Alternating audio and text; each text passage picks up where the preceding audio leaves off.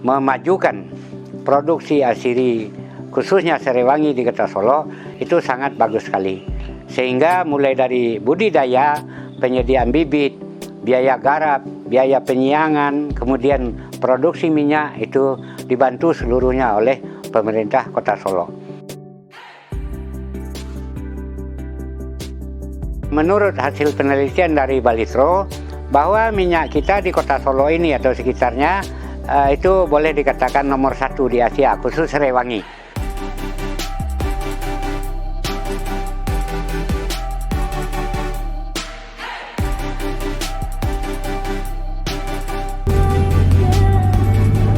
Ketua Kadin menuju ke tempat pembudidayaan Serewangi, dan kita lihat apa ini lagi sibuk. Ayo bang. Baik, Assalamualaikum warahmatullahi wabarakatuh.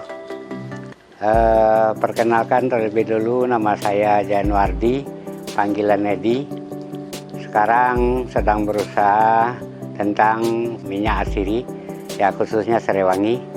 Kami sebagai ketua kelompok tani agribisnis asiri di Kota Solo, dan kemudian sekaligus jadi direktur IKM Agribisnis Citronella Oil atau ACO. Jadi usahanya dari hulu sampai ke hilir. Di samping itu kami juga dipercaya oleh teman-teman petani dan penyuling minyak asiri Sumatera Barat, ditunjuk sebagai ketua P3MA Sumatera Barat, yaitu Perhimpunan Petani dan Penyuling Minyak Asiri Provinsi Sumatera Barat.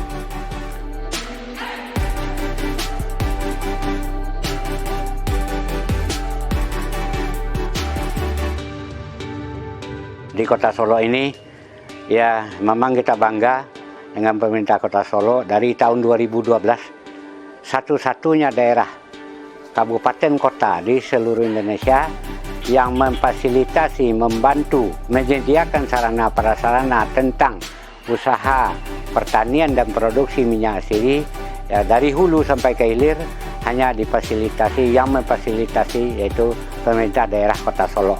Ini sudah berjalan programnya dari 2012 sampai sekarang, dan kebetulan 2 tahun kemarin terhenti karena COVID. Jadi anggaran memang tidak diadakan untuk itu, tapi namun demikian 2021 masih sempat ada bantuan, kalau tidak salah sekitar 2 hektar untuk kebun baru. Memajukan produksi asiri khususnya Serewangi di Kota Solo itu sangat bagus sekali. Sehingga mulai dari budidaya, penyediaan bibit, biaya garap, biaya penyiangan, kemudian produksi minyak itu dibantu seluruhnya oleh pemerintah Kota Solo. Dan petani dan penyuling minyak asiri Kota Solo tidak ada satupun alat suling yang kami beli. Sebanyak 11 buah alat suling di Kota Solo, itu umumnya seluruhnya bantuan pemerintah daerah, pemerintah provinsi, dan pemerintah pusat melalui dinas atau OPD terkait. Karena minyak asiri ini memang salah satu usaha yang sangat minim risiko. Ya boleh dikatakan tidak ada risiko, khususnya Serewangi. Tempat tumbuh dari tanam Serewangi ini di tempat-tempat yang marginal, yang gersang, yang tandus, di situ tempat tumbuhnya yang paling bagus. Kenapa demikian? Memang di daerah subur itu bagus, namun ada kelebihan dan kekurangannya. Kalau di tempat yang gersang, marginal atau tandus, itu produksi minyaknya atau rendemen peroleh minyak dari bahan baku itu sangat banyak, dan kemudian bisa mencapai lebih dari target, yaitu dalam 1 ton itu sekitar 0,8%, yaitu 8 kilo minyak per ton. Dan kalau di tempat yang tandus itu bisa mencapai 1% 10 kilo. Dan kandungan minyaknya pun itu sangat bagus. Di tempat yang subur, kalau perolehan akhirnya hampir sama. Kenapa? Di tempat yang subur itu bahan baku akan banyak. Misalnya, kalau di tanah yang gersang itu dapat hasilnya daun itu panen kita sekitar 6-8 ton. Tapi kalau di tempat yang subur, daunnya perolehan bisa sampai 10-12 ton. Jadi perolehan hasil itu hampir sama. Namun ada kelebihan kekurangannya. Dan yang perlu kita ketahui bahwa menurut hasil penelitian dari Balitro, bahwa minyak kita di Kota Solo ini atau sekitarnya itu boleh dikatakan nomor 1 di Asia, khusus Serewangi. Kalau nilam itu memang sumbernya dari Aceh. Lahan aktif untuk Serewangi di Kota Solo ini lebih kurang 40-50 hektar. Kenapa? Dulu sebetulnya ada swadaya-swadaya masyarakat di samping dibantu oleh pemerintah, dan sekarang tinggal sekitar 40-50 hektar yang produksi. Dan kebetulan pada musim panas kemarin itu memang karena musimnya kebakaran, kebun kami sendiri kebakaran itu 3,5 hektar, dan ada teman-teman lain tapi tidak banyak. Barangkali yang terbakar kemarin hanya sekitar 30% dari seluruh lahan yang ada. Dari seluruh lahan yang ada, hasil produksi sampai ke minyak asiri itu berapa Pak? Reguler ya, per bulan kah atau per minggu kah? Iya, dari hasil produksi minyak yang biasa itu untuk keseluruhan Kota Solo ini dapat menghasilkan minyak per bulan dari lahan yang sekitar 40 hektar tadi hanya dapat 300 sampai 400 kilo per bulan. Itu yang dapat. Dan kemudian dari minyak itu ada 3 kelompok sekarang yang menyuling. Yang pertama kita kelompok Tani Agribisnis Asiri Kota Solo, yaitu yang ketuanya saya sendiri. Kemudian ada satu alat lagi, itu milik dari kelompok tani Kalumpang Sayo, dan dioperasikan oleh kelompok tani Talago Angko ya, Ampang Kualo, yaitu saudara Yeri Oskandar. Itu yang mengoperasikan alat. Jadi kerjasama kelompok tani Kalumpang Sayo dengan kelompok tani Talago Angko di dalam pengelolaan alat suling. Itu pun dibeli dengan APBD Kota Solo, tapi umum khususnya alat itu sangat bagus sehingga rendemennya bisa mencapai 1%. Berarti dalam 1 ton itu bisa dapat rendemen 10 kilo. Minyak asiri adalah komoditi ekspor Pak. Selain diekspor, itu untuk produksi lokal sendiri apa yang bisa diproduksi oleh kelompok tani Bapak? Iya, makanya dari tadi saya bilang kita ya khusus di kelompok tani Agribisnis Asiri ini itu telah memproduksi dari hulu sampai hilir. Nah, dari seluruh minyak yang kita produksi, khususnya kita dari kelompok tani agribisnis, itu 40% dijual langsung ke eksportir. Dan kemudian yang 20 atau 30% itu dijual ke perusahaan-perusahaan yang memakai bahan baku minyak asiri. Nah, ini ada perbedaan. Kalau taruhlah sekarang di tingkat eksportir, harga minyak Serewangi sekarang Rp170.000 per kilo. Tapi kalau kita memasarkan ke perusahaan-perusahaan yang dipakai untuk bahan baku minyak asiri, untuk membuat produk seperti aromaterapi, sabun, segala macamnya, itu kita bisa menjual lebih mahal lagi.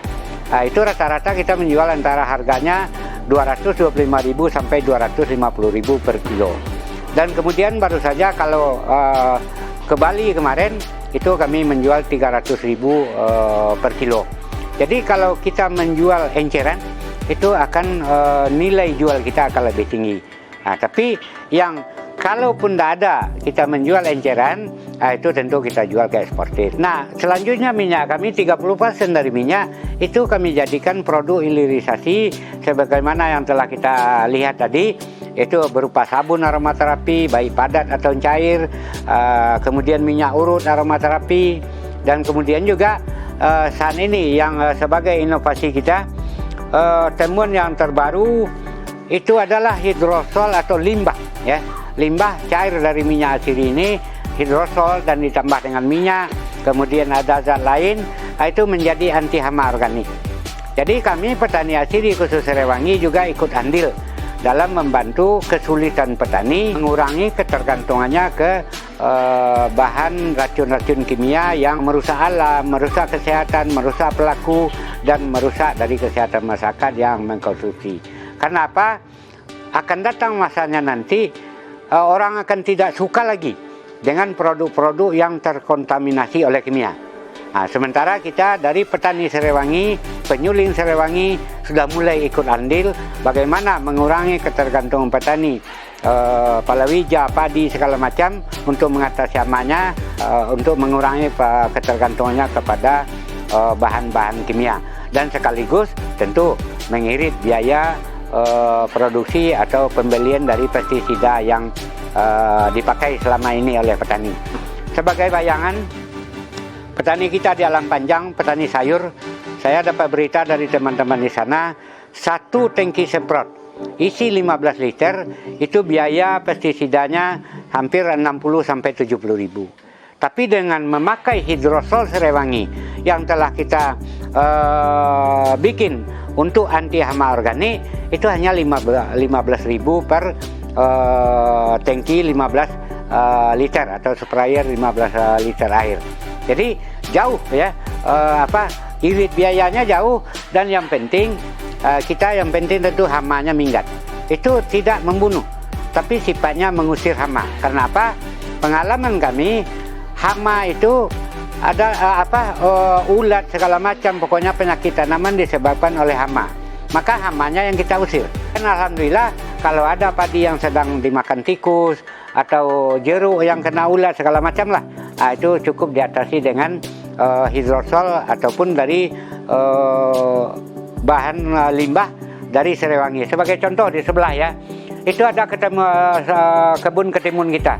Itu adalah untuk praktek ya, untuk workshop, membuktikan bahwa seluruh limbah dari usaha produksi minyak asiri Serewangi itu bermanfaat.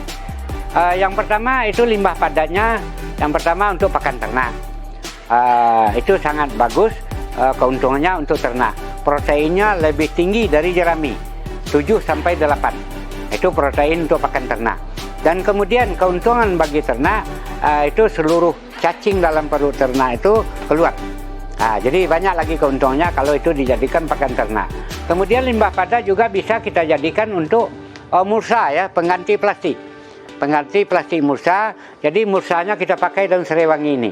Keuntungannya apa? Yang pertama, kelembapan dari bedengan tanaman kita itu terjaga. Kalau panas, tidak mudah kering. Kalau hujan, airnya banyak ke bawah. Dan kemudian gulma, kalaupun tumbuh, gulmanya jarang.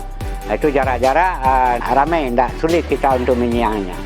Dan keuntungannya ketiga yang paling signifikan, aroma dan Serewangi yang sudah disuling ini, itu apapun jenis hama, itu akan tidak menyukainya, sampai ke nyamuk pun tidak ada. Itu hasil praktek kita di lapangan. Dan kemudian kami tidak memakai pestisida kimia sintetis ya. Kita hanya memakai anti hama organik untuk penyemprotan ketimun kita.